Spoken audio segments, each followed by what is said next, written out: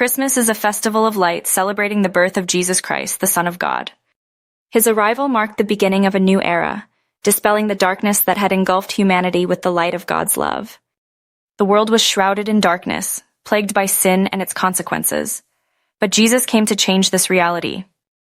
"The people living in darkness have seen a great light," said Matthew 4:16, illuminating the path for all who seek him.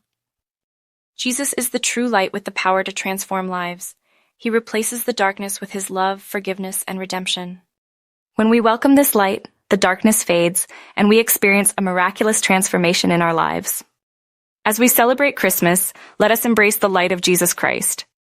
May his love, forgiveness, and redemption be the gifts we receive, and may we share these gifts, spreading hope and joy to those around us. Christmas celebrates the true light that has come into the world.